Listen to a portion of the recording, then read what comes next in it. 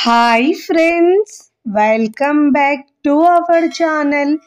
ఈరోజు మన కిచెన్లో ఉదయం హడావిడి లేకుండా బియ్యం పప్పులు నానబెట్టకుండా పిండిని పులియబెట్టే అవసరం లేకుండా అప్పటికప్పుడు అటుకులతో స్పాంజీ దోశలను ఎలా చేయాలో చూపించబోతున్నానండి. 10 నిమిషాలలో ఇలా బ్రేక్ఫాస్ట్ రెడీ అయిపోతుందండి. ఇడ్లీ పిండి దోశ పిండి లేనప్పుడు బ్రేక్ఫాస్ట్ ఈజీగా రెడీ చేసుకోవచ్చండి. డిన్నర్లోకైనా చాలా చాలా బాగుంటుందండి. ఈ బ్రేక్ఫాస్ట్ అయితే దూదిలాగా స్పాంజీగా నోట్లో పెట్టుకుంటే కరిగిపోతాయి. మరి ఆలస్యం చేయకుండా అటుకులతో దోశను ఎలా చేయాలో చూద్దాం రండి. ముందుగా మిక్సింగ్ బౌల్ తీసుకొని దాంట్లో 1 కప్పు అటుకులు వేసుకోవాలండి. కొలతలు గిన్నె గ్లాసు దేంతో అయినా తీసుకోవచ్చు, అన్నీ ఒక దాంతోనే తీసుకోవాలండి. ఇప్పుడు ఈ అటుకులలో వాటర్ వేసుకొని శుభ్రంగా ఒక 2 సార్లు వాష్ చేసుకోవాలండి.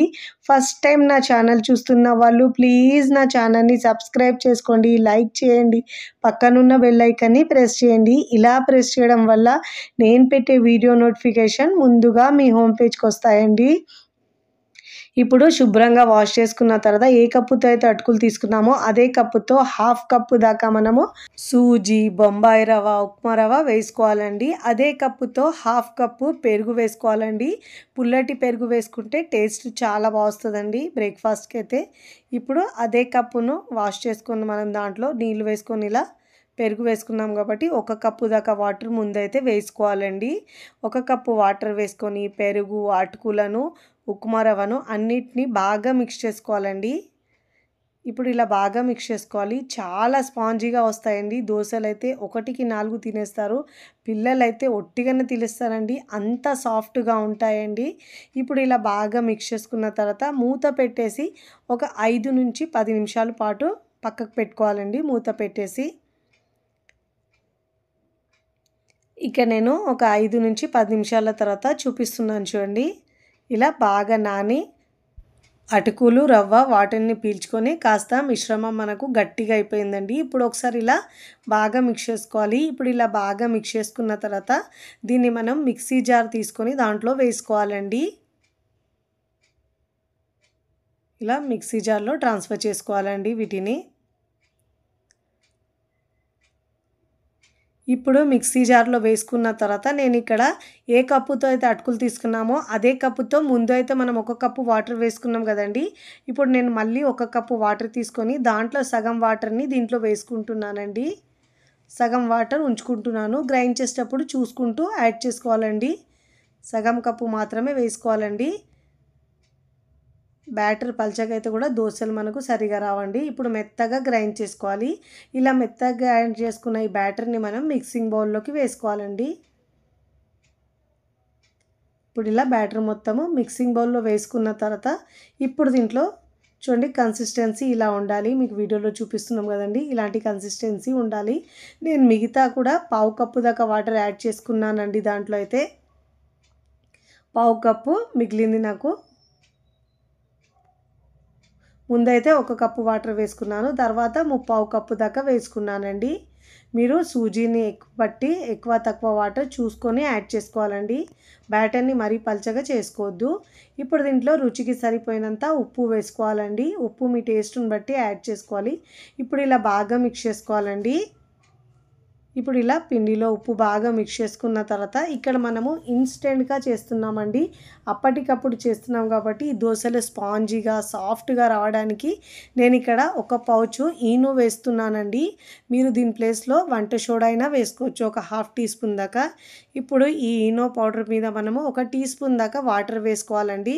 ఇలా వాటర్ వేసుకోవడం వల్ల ఈనో మంచిగా యాక్టివ్ అయ్యి దోశలు చాలా సాఫ్ట్గా వస్తాయండి, స్పాంజీగా వస్తాయి. ఇప్పుడు ఈ ఈనో వేసుకున్న తర్వాత వాటర్ వేసుకున్న తర్వాత ఒకసారి ఇలా బాగా మిక్స్ చేసుకోవాలి. పిండిని ఇలా బాగా మిక్స్ చేసుకుంటే మనకు పిండి లైట్గా అయ్యి చూడండి దోశలు అనేవి సాఫ్ట్గా వస్తాయి. ఇప్పుడు ఇలా వేసుకున్న తర్వాత బాగా మిక్స్ చేసుకోవాలండి. ఇప్పుడు ఇలా బాగా మిక్స్ చేసుకున్న తర్వాత కన్సిస్టెన్సీ చూపిస్తున్నాను చూడండి. ఈ కన్సిస్టెన్సీలో ఉండాలి. ఇప్పుడు స్టవ్ మీద పెనం పెట్టుకొని పెనంని బాగా వేడి చేసుకున్న తర్వాత మంటను లోలో ఉంచి ఇలా వాటర్ చిలకరించి క్లాత్ లేదంటే టిష్యూ పేపర్తో తుడుచుకోవాలండి. ఇప్పుడు ఇలా ఒక గరిటెడు పిండి వేసుకోవాలండి. నేను ఇక్కడ పెద్ద గరిటె తీసుకున్నాను కాబట్టి ఇలా కాస్త లైట్గా ప్రెస్ చేయాలండి. ఇలా మనం స్ప్రెడ్ చేసుకోవాలి. మరీ ఎక్కువ పల్చగా చేయొద్దండి. ఇవి కాస్త లావుగానే ఉంటాయి స్పాంజీ దోశలు కాబట్టి. చూడండి పైన బబుల్స్ ఎలా వచ్చినాయో.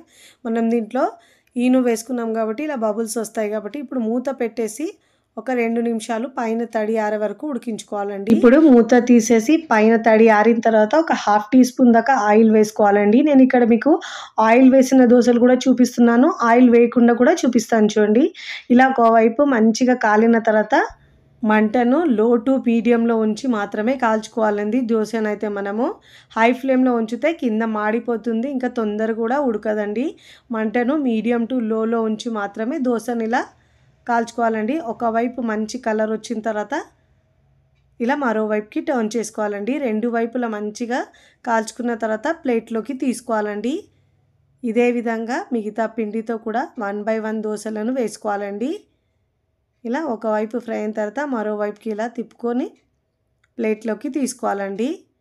ఇక్కడ నేను అన్నీ వేసుకున్న తర్వాత సర్వింగ్ ప్లేట్లోకి సర్వ్ చేసుకుంటున్నానండి. చూస్తుంటేనే ఎప్పుడెప్పుడు తినాలనిపిస్తాయండి. అంత స్పాంజీగా సాఫ్ట్గా నోట్లో పెట్టంగానే ఇట్లా కరిగిపోతాయండి. అంత సాఫ్ట్గా ఉంటాయి. పిల్లలు పెద్దలు కూడా చాలా ఇష్టంగా తింటారండి. చూస్తుంటేనే తెలుస్తున్నాయి ఎంత స్పాంజీగా ఉంటాయి. అప్పటికప్పుడు ఇన్స్టెంట్గా ఇలా అటుకులతో చేసిన దోశలు మీకు నచ్చితే తప్పకుండా ట్రై చేయండి. ట్రై చేసి ఎలా కుదిరిందో కామెంట్ ద్వారా తెలియచేయండి. ఒకవేళ మీకు బ్యాటర్ కింద దోశ వేసేటప్పుడు పిండి పల్చగా అయిపోతే ఒక 2 టేబుల్ స్పూన్ దాకా గోధుమ పిండి కలుపుకొనైనా మీరు దోశలు వేసుకోవచ్చండి. అలా అయినా సాఫ్ట్గా వస్తాయి. ఇప్పుడు నేను ఇక్కడ ఎర్ర కారంతో సర్వ్ చేస్తున్నానండి. చాలా టేస్టీగా స్పాంజీగా భలే రుచిగా ఉంటాయండి. హడావిడి లేకుండా అప్పటికప్పుడు ఇలా మనం బ్రేక్ఫాస్ట్ పిండి లేనప్పుడు చేసుకోవచ్చండి. ఇలా చేసిన స్పాంజీ దోశలు అంటే వారంలో ఒక్కసారైనా కంపల్సరీ చేసుకొని తింటారండి. అంత స్పాంజీగా సాఫ్ట్గా భలే రుచిగా ఉంటాయండి. వీడియో నచ్చితే లైక్ చేయండి, ఫ్రెండ్స్ ఫ్యామిలీకి షేర్ చేయండి. మరికొన్ని టేస్టీ సింపుల్ క్విక్ రెసిపీస్ కోసం టీ కిచెన్ని సబ్స్క్రైబ్ చేసుకోండి. కమెంట్ చేయడం అస్సలు మరవకండి. Thanks for watching.